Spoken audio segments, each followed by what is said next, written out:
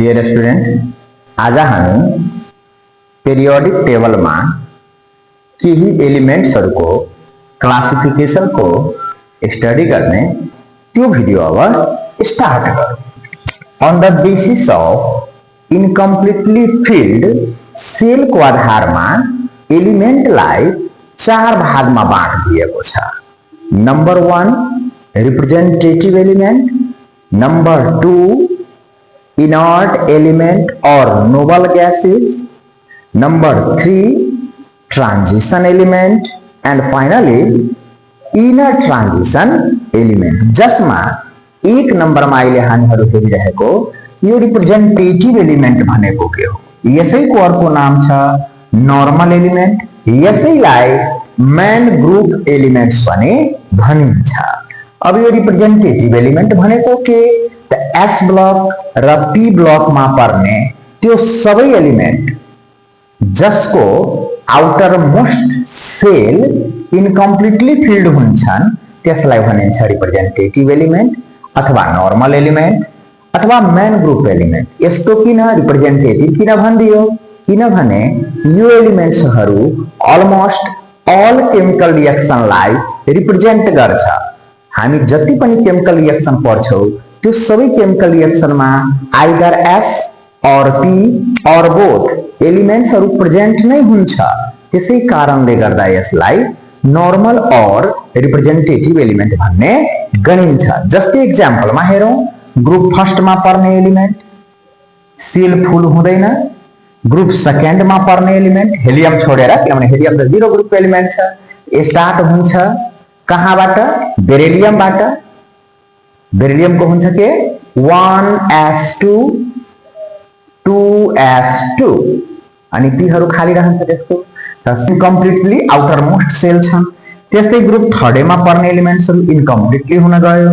4 मा पर्ने यो पनि इनकम्प्लिट फुल छ, कम्प्लिट फुल छैन। 5 6 7 यो सबै एलिमेंट्सहरुको अन्तिमको सेल कम्प्लिट फुल छैन। त्यसै कारणले गर्दा यिनीहरुलाई नर्मल अथवा रिप्रेजेंटेटिभ एलिमेंट भनिन्छ। जस्तै हाइड्रोजन एउटै छ बाहिरको सेलमा, एउटा अझै चाहिए यसलाई। सोडियम बाहिरको सेलमा एउटै छ, बाहिरको सेल खाली छ यसको पनि। पोटेशियम सबभन्दा लास्ट सेलमा एउटै इलेक्ट्रोन छ, खाली छ सेल। क्याल्सियम, सल्फर, अक्सिजन यो जति पनि एलिमेंट्सहरु हेरिराख्नु भएको छ यो सबै एलिमेंट एस ब्लॉक र पी ब्लॉक का एलिमेंट्सहरु हुन् र यो एलिमेंट्सहरुको आउटर मोस्ट सेल इनकम्प्लिट फुल भएको कारणले गर्दा यसलाई रिप्रेजेंटेटिभ एलिमेंट भनिन्छ। सेकेंड हेर्ने अब यो नोबल ग्यास भनेको के हो? इनर्ट ग्यास कसलाई भन्ने? नाम नै इनर्ट लेखेको छ। जीरो ग्रुप में पर्ने त्यो सबै एलिमेंट लाई इनर्ट गैस भनिन्छ जो केमिकल रिएक्सन में भाग लिँदैन। जसमा हेलियम, नियन, आर्गन, क्रिप्टन, जीनन र रेडन छ। जीरो ग्रुप को एलिमेंट लाई इनर्ट गैस भनिन्छ किनभने यो केमिकल रिएक्सन में भाग लिँदैन। जस्तै यहाँ बोर्ड में हामी हेरिरहेको किन भाग लिँदैन? किनभने यसको आउटर मोस्ट सेल फुल हुन्छ। यदि फुल भइसकेछ त न इलेक्ट्रोन लुज गर्न चाहन्छ, न गेन गर्न चाहन्छ, न शेयर गर्न चाहन्छ। जस्तै हेलियम को हेरौं, फर्स्टै सेल छ, फर्स्ट सेल में इलेक्ट्रोन राख्ने क्षमता 2 हुन्छ, फुल भइसकेछ यो रिएक्सन में भाग लिएन। त्यस्तै नियन को पनि आउटर मोस्ट सेल फुल छ। Argon, krypton, xenon and radon सबैको outermost shell full that is octet configuration राखेको छ। मात्र एउटा हेलियम डुप्लेट कन्फिगरेसन राखेको छ। अब यो ऑक्टेट के हो, डुप्लेट के हो, त्यो सबै अर्को चैप्टर केमिकल बाउन्डिङ आउँछ, त्यहाँ हामी स्टडी गर्ने। त जीरो ग्रुप को एलिमेंटलाई इनर्ट ग्यास भन्नुको मेन कारण छ यो एलिमेंट्सहरु केमिकल रिएक्सनमा भाग लिँदैन। यसै एलिमेंटलाई रेयर ग्यासेस भनिन्छ। यसको मिनिङ यो ग्यास हाम्रो एटमोस्फियर में अथवा नेचर में नगण्य मात्रा में पाउँछ, रेयरली पाउँछ, ट्रेस अमाउंट में पाउँछ। त्यही भएर यसलाई रेयर एलिमेंट भनिन्छ। साथै यो एलिमेंटलाई नोबल ग्यास पनि भनिन्छ। नोबल को मिनिङ हुन्छ स्लाइटली रिएक्टिभ नेचरको एलिमेन्ट्सहरु। जीरो ग्रुपका केही एलिमेन्ट्सहरु केमिकल रिएक्सनमा भाग लिन्छ जसको कारणले गर्दा यसलाई नोबल ग्यास भनिन्छ। Sum zero group elements slightly take part in chemical reaction known as noble gases। जस्तै एक्जाम्पल को लागि हेरौं, यो xenon element most electronegative fluorine atom सँग रिएक्सन गरेर बनाइदियो जीनन हेक्सा फ्लोराइड। यो मोलिक्युल छ, यसको मिनिङ यो केमिकल रिएक्सनमा भाग लिइसकेको छ। यसै कारणले गर्दा जीरो ग्रुपको एलिमेन्टलाई नोबल ग्यास पनि भन्ने गरिन्छ। त्यस्तै थर्ड नम्बरमा हेरौं, ट्रान्जिसन एलिमेन्ट भनेको के हो? ट्रान्जिसन एलिमेन्ट मोडर्न पिरियोडिक टेबलमा एस ब्लक र पी ब्लकको बीचमा बस्ने एलिमेन्टलाई ट्रान्जिसन एलिमेन्ट भनिन्छ र ट्रान्जिसन एलिमेन्टको डी अर्बिटल इनकम्प्लिटली फिल्ड हुन्छ र त्यही भएर यो एलिमेन्टको नाम हालियो ट्रान्जिसन एलिमेन्ट। ट्रान्जिसन एलिमेन्टको जेनरल इलेक्ट्रोनिक कन्फिगरेसन हुन्छ n-1d 1 to 10 n f 1 to 2 छ। अनि ट्रान्जिसन एलिमेन्टको प्रायः आउटर मोस्ट सेल र पेनल्टिमेट सेल इनकम्प्लिटली फिल्ड हुन्छन्, जसको कारणले गर्दा यस्ता एलिमेन्ट्सहरूले भेरिएबल भ्यालेन्सी पनि शो गर्छ, कलर्ड कम्पाउन्डको पनि फर्मेसन गर्छ र यस्ता एलिमेन्ट्सको एक्जाम्पलमा हामी आइरन लिन सक्ने, कपर लिन सक्ने, क्रोमियम लिन सक्ने एक्सेट्रा। र ट्रान्जिसन एलिमेन्टको तीनवटा सिरिज हुन्छ, पहिला नै हामी डी ब्लक पढ्ने बेलामा क्लियर गरिसकेका छौं। अब 4 नम्बरमा आइरहेको छ हाम्रो एफ ब्लक एलिमेन्टका एलिमेन्ट्स जसलाई इनर ट्रान्जिसन एलिमेन्ट भनिन्छ। इनर ट्रान्जिसन एलिमेन्ट ट्रान्जिसन एलिमेन्टको इनर साइडमा बस्ने, कहाँ? मोडर्न पिरियोडिक टेबलमा। जस्तै यो मोडर्न पिरियोडिक टेबलको फर्मेट छ, डी ब्लक एलिमेन्टलाई भनिन्छ ट्रान्जिसन एलिमेन्ट र यसैको इनर साइडमा 6th र 7th पिरियडका एलिमेन्ट्सहरु राखिएको छ र यसैलाई भनिन्छ इनर ट्रान्जिसन एलिमेन्ट र यो एफ ब्लकको एलिमेन्ट हो। स्पेशली ग्रुप 3rd बी मा पर्ने एलिमेन्ट्सहरु छन् 6th पिरियड लेन्थानाइड सिरिजका एलिमेन्ट सेरियम देखि ल्युटेसियम सम्म, 7th पिरियड एक्टिनाइड सिरिजका एलिमेन्ट थोरियम देखि लोरेन्सियम सम्म। यो एलिमेन्ट रेयरली पाउँछ अर्थ क्रस्टमा, त्यही भएर यसलाई रेयर अर्थ मेटल्स पनि भन्ने गरिन्छ। यसरी बोहर क्लासिफिकेसनले एलिमेन्टलाई 4 भागमा बाँटेको छ, representative element, noble gases, transition element and inner transition elements। Comparison of classification of element in modern periodic table with IUPAC system। IUPAC system र modern periodic table को आधारमा एलिमेन्ट्सहरुको क्लासिफिकेसन गरिएको छ। कसरी गरिएको छ त्यो तुलना गरौँ हामी। तो माथिको जुन क्लासिफिकेसन छ यो मोडर्न क्लासिफिकेसन छ जसमा रोमन लेटर छ, सब ग्रुपहरु देखाइरहेको छ। तलको यो क्लासिफिकेसन जुन हेरिराख्नु भएको छ आईयूपीएस सिस्टम छ, यसमा अरेबिक नम्बर छ, सब ग्रुप देखाइरहेको छैन। अब यसमा डिफरेन्स के दुवैको बीचमा त आईयूपीएस सिस्टम गर्दाखेरि ग्रुपलाई एराबिक नम्बरले मात्रै रिप्रेजेन्ट गरेको छ, तर लङ फर्म पिरियोडिक टेबलमा ग्रुपलाई रोमन लेटरले डिनोसन गरेको छ। साथै आईयूपीएस सिस्टममा के हेरे कि एलिमेन्टको सब ग्रुप ए र बी गर्न सकेको छैन, तर लङ फर्म पिरियोडिक टेबलमा प्रत्येक ग्रुपको सब ग्रुप ए र बी गरिदिएको छ। त्यस्तै फेरि हेरे कि ग्रुप 8 मा जुन एलिमेन्टहरु छन् त्यसलाई आईयूपीएस सिस्टमले 3 वटा कलम बनाएर 3 वटा नयाँ ग्रुप बनाइदिएको छ, 8, 9, 10 बनाइदिएको छ। जबकि मोडर्न पिरियोडिक टेबल में ग्रुप 8 को एलिमेंट्स में 3वटा कलम त छ तर सब ग्रुप ए र बी गर्न सकेको थिएन।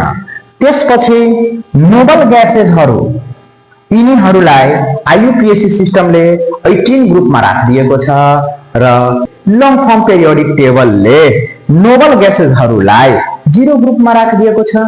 यो भयो normal comparison between IUPAC system and modern periodic table, that is long form periodic table. Differentiating electron भनेको के यस्तो इलेक्ट्रोन जसले एउटा एलिमेन्ट को क्यारेक्टरलाई अर्को एलिमेन्ट सँग डिफर बनाइदिन्छ त्यो भयो डिफरेन्शिएटिङ इलेक्ट्रोन।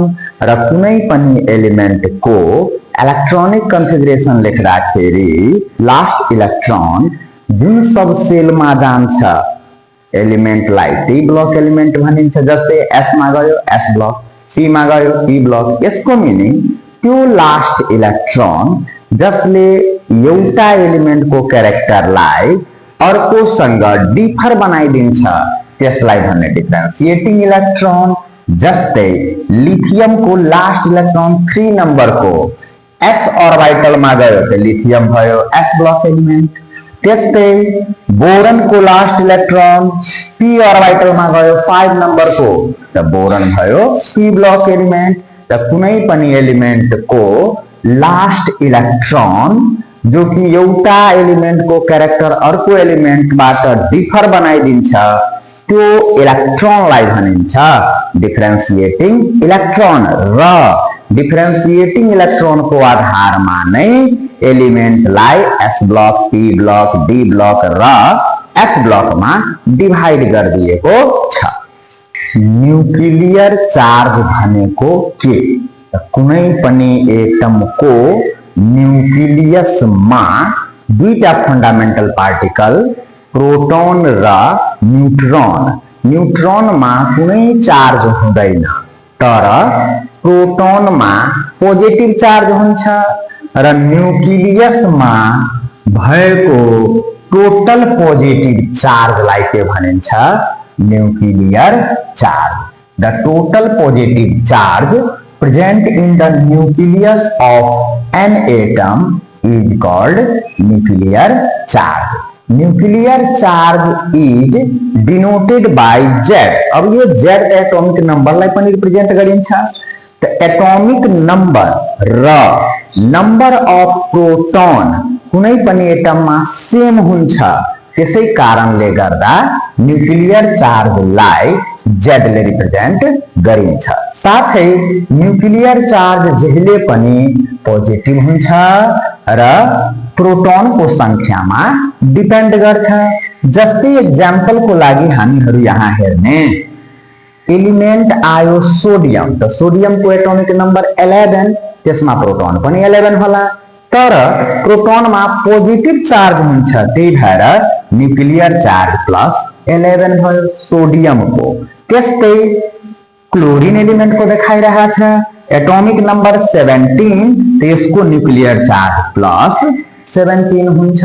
साथै न्यूक्लियर चार्ज जहिले पनि बढी हुन्छ इफेक्टिभ न्यूक्लियर चार्ज भन्दा। अब फेरि यो इफेक्टिभ न्यूक्लियर चार्ज के हो त के भनिरहेको छ कि कुनै पनि एटम को केसमा जस्तै यो एउटा एटम छ 12 पोजिटिभ चार्ज मैग्नेशियम एटम। पहिलो सेल दोस्रो सेल, पहिलो सेल में 2टा इलेक्ट्रोन, दोस्रो सेल में 8वटा इलेक्ट्रोन र तेस्रो सेल में 2टा इलेक्ट्रोन छ। यो पोजिटिभ 12 ले इलेक्ट्रोनलाई आफूतिर तानिरहेको हुन्छ। त पहिला 2टालाई तान्छ केही एनर्जी 2टामा युज भयो, त्यसपछि 8वटालाई तान्छ आफूतिर केही एनर्जी 8वटामा युज भयो, लास्टमा यो 2टालाई तान्छ। भन्नुको अर्थ यो न्यूक्लियर चार्ज जुन छ इलेक्ट्रोनलाई तान्ने पावर त्यो पावर 10वटा इलेक्ट्रोनलाई तान्नमा केही युज भइहाल्छ। यसको मिनिङ के यो इन्टरभेनिङ इलेक्ट्रोन्सहरूले बीचको इलेक्ट्रोन्सहरूले न्यूक्लियर चार्जलाई घटाइरहेछ र यो बीचमा डिक्रिज भइसकेपछि लास्टमा केही न केही न्यूक्लियर चार्ज भेलेन्स इलेक्ट्रोन माथि अप्लाई हुन्छ र लास्टमा जति न्यूक्लियर चार्ज भेलेन्स इलेक्ट्रोन माथि अप्लाई हुन्छ त्यही न्यूक्लियर चार्जलाई भनिन्छ इफेक्टिभ न्यूक्लियर चार्ज। यहाँ डिफिनेसन लेखिएको छ, actual nuclear charge felt by valence shell electron after screening effect is called effective nuclear charge. के भन्दा छ कि त्यो एक्चुअल न्यूक्लियर चार्ज जुन भेलेन्स सेल इलेक्ट्रोन माथि अप्लाई हुन्छ आफ्टर स्क्रीनिंग इफेक्ट, यसलाई भन्छ स्क्रीनिंग इफेक्ट, बीचमा इलेक्ट्रोनहरूले न्यूक्लियर चार्जलाई डिक्रिज गरिरहेछ, त्यो न्यूक्लियर चार्जको डिक्रिजलाई भनिन्छ स्क्रीनिंग इफेक्ट भनिन्छ। त स्क्रीनिंग इफेक्ट भनेको के? The decrease in nuclear attraction force applied on valence shell electron, this decrease effect is called screening effect। screening effect भइसकेपछि न्यूक्लियस को जति फोर्सले जति पोजिटिभ चार्जले इलेक्ट्रोनलाई तानिरहेको हुन्छ त्यही फोर्सलाई भनिन्छ इफेक्टिभ न्यूक्लियर चार्ज। त्यही भएर के भनिन्छ कि न्यूक्लियर चार्ज जहिले पनि बढी हुन्छ तर इफेक्टिभ न्यूक्लियर चार्ज जहिले पनि कम हुन्छ। किन यस्तो? किनभने यो इन्टरभेनिङ इलेक्ट्रोन इनर सेलका इलेक्ट्रोन्सहरूले न्यूक्लियर चार्जलाई घटाइरहेको हुन्छ र जसको कारणले गर्दा completely 12 positive complete valence shell electron माथि अप्लाई हुन सकेन, कम भएर अप्लाई हुन्छ। त जति कम भएर अप्लाई हुन्छ त अप्लाइड फोर्सलाई भनिन्छ इफेक्टिभ न्यूक्लियर चार्ज। जस्तै कि यहाँ देखाइरहेको छ कि न्यूक्लियर चार्जबाट स्क्रीनिंग इफेक्ट माइनस गरिदिने, स्क्रीनिंग इफेक्टलाई स्क्रीनिंग कांस्टेंट को टर्ममा क्याल्कुलेट गरिन्छ र स्क्रीनिंग कांस्टेंटलाई सिग्माले रिप्रेजेन्ट गरिन्छ। र टोटल न्यूक्लियर चार्जबाट स्क्रीनिंग कांस्टेंट अथवा स्क्रीनिंग इफेक्ट डिक्रिज गरेपछि जति भ्यालु बाँकी हुन्छ न्यूक्लियर चार्जको त्यही भ्यालुलाई भनिन्छ इफेक्टिभ न्यूक्लियर चार्ज। अब पालो आयो स्क्रीनिंग इफेक्ट भनेको के हो? स्क्रीनिंग इफेक्ट अथवा शिल्डिंग इफेक्ट भनेको के हो? के देखाइरहेको छ डिफिनेसनमा? The effect which causes to decrease nuclear attraction force अथवा nuclear charge on valence shell electron in an atom due to presence of intervening अथवा inner shell electron is called screening effect. अब यो भनेको के भन्दा छ कि न्यूक्लियर चार्जले भ्यालेन्स सेलको इलेक्ट्रोनलाई आफूतिर तानिरहेको हुन्छ। तान्ने क्रममा यो र यो इलेक्ट्रोनको बीचमा के हुन्छ? रिपल्सन, यसलाई भन्छ इन्टर इलेक्ट्रोनिक रिपल्सन। र यो रिपल्सनको कारणले गर्दा न्यूक्लियसको तान्ने जुन फोर्स छ त्यो के भइहाल्छ? कम। जस्तै यो न्यूक्लियस भयो, न्यूक्लियसले यो भ्यालेन्स सेलको दुवै इलेक्ट्रोनलाई आफूतिर तानिरहेको छ तर इनर सेलका इलेक्ट्रोनले यो इलेक्ट्रोनलाई रिपेल गर्न खोजिरहेको हुन्छ जसको कारणले गर्दा यसको तान्ने जुन पावर छ त्यो कम भइहाल्छ, डिक्रिज भइहाल्छ र त्यही डिक्रिज जुन हुन्छ न्यूक्लियर अट्रैक्शन फोर्स त्यसै इफेक्टलाई भनिन्छ स्क्रीनिंग इफेक्ट। सिंपल भाषामा decrease in nuclear attraction force on valence shell electron due to intervening electrons अथवा inner cell electrons, this decrease effect is called screening effect। तो जुन एटम मा धेरै सेल हुन्छ 4 5 6 7 टा त्यसको स्क्रीनिंग इफेक्ट हाई हुन्छ, आ जसको सेलको संख्या कम हुन्छ उसको स्क्रीनिंग इफेक्ट कम हुन्छ। अब स्क्रीनिंग इफेक्टलाई स्क्रीनिंग कांस्टेंट द्वारा क्याल्कुलेट गरिन्छ र स्क्रीनिंग कांस्टेंट को रिप्रेजेन्टेसन सिग्मा लिएर गरिन्छ र त्यही भएर हामीहरू हेरेको थिए कि इफेक्टिभ न्यूक्लियर चार्ज कसरी निकाल्ने? त न्यूक्लियर चार्जबाट स्क्रीनिंग कांस्टेंट माइनस गर्ने अनि इफेक्टिभ न्यूक्लियर चार्ज हामीलाई क्याल्कुलेट गर्नमा इजी हुन्छ अथवा हामी क्याल्कुलेट गर्न सक्छौं। अब हेर्ने हामीहरू यो स्लेटर रूलबाट इफेक्टिभ न्यूक्लियर चार्ज कुनै पनि एटमको कसरी क्याल्कुलेट गर्ने? कुनै पनि एटमको इफेक्टिभ न्यूक्लियर चार्ज र स्क्रीनिंग कांस्टेंट कसरी क्याल्कुलेट गर्ने? त स्लेटर नामको साइन्टिस्टले स्क्रीनिंग कांस्टेंट क्याल्कुलेट गर्ने रुल्स बनाएको थिए, जसमा के भनेको छु 1 नम्बरमा कि कुनै पनि एलिमेन्टको सबैभन्दा लास्ट सेलको एउटा इलेक्ट्रोनलाई अन्डर कन्सिडरेसन राख्ने र उसको सिग्माको भ्यालु 0 राख्ने। त्यसपछि बाँकी जति पनि इलेक्ट्रोन्स हुन्छ भ्यालेन्स सेलमा त्यसको भ्यालु सिग्माको 0.35 राख्ने, एक्सेप्ट हेलियम। हेलियमको केसमा मात्रै 0.30 हुन्छ। यो क्याल्कुलेटेड भ्यालु छन्, यस लेटरले दिएको थियो। त्यसपछि फेरि के भन्यो कि सेकेन्ड लास्ट सेल, जसलाई पेनल्टिमेट सेल भनिन्छ, त्यो सेलमा जति पनि इलेक्ट्रोन्सहरू हुन्छन् उसको लागि सिग्माको भ्यालु 0.85 राख्ने। भन्नुको 5 वटा इलेक्ट्रोन छ त 5 इन्टु भइहाल्छ यति। त्यसपछि एन्टी पेनल्टिमेट सेल, इनर का अब जति पनि सेल हुन्छ सबैको इलेक्ट्रोनलाई 1 ले मल्टिप्लाई गर्नु छ। यहाँनिर जस्तै एक्जाम्पल देखाएको छ, भ्यालेन्स सेल छ, यहाँ सपोज गरे एउटै इलेक्ट्रोन छ त सिग्मा भइहाल्छ 0, तर दुईटा इलेक्ट्रोन छ त 0 प्लस 0.35।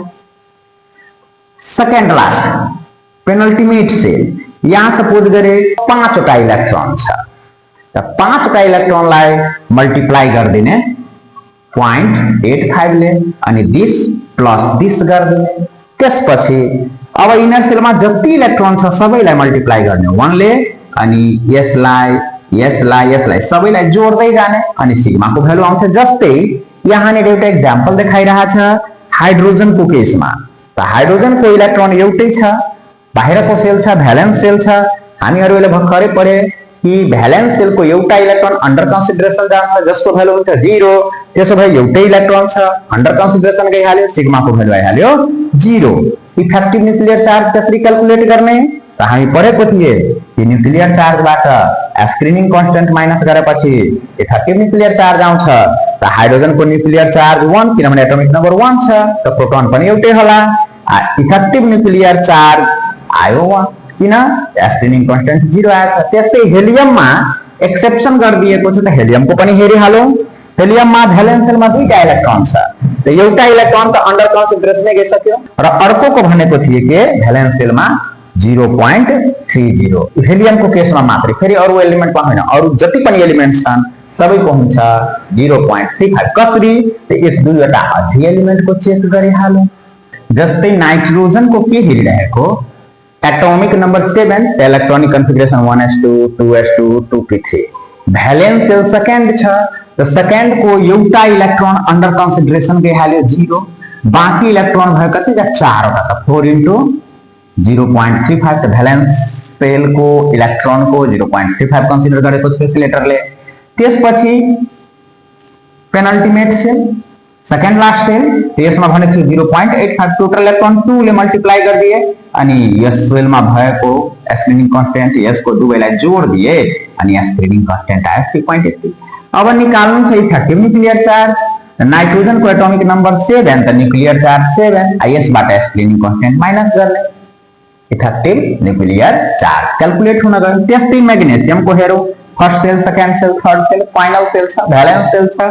भ्यालेन्स सेलमा दुईटा इलेक्ट्रोन छ, एउटा अन्डर कन्सिडरेसन गइहाल्यो 0 नै भइहाल्यो, एउटाको भ्यालु 0.35 भ्यालेन्स सेलको लागि छ। त्यसपछि second last shell that is penultimate shell 0.85 र इनर सबै सेलको लागि भइहाल्छ 1। दुईटा इलेक्ट्रोन से मल्टिप्लाई गरिदिए क्याल्कुलेट गरेर आयो यति र इफेक्टिभ न्युक्लियर चार्ज त Z12 हुन गयो अनि स्क्रिनिङ कन्स्टेन्ट माइनस गरिदिने। अनि यसरी नै कुनै पनि एलिमेन्टको screening constant value plus effective nuclear charge calculate गर्न सकिन्छ। त आजको भिडियो यही क्लोज गरौँ। Thank you.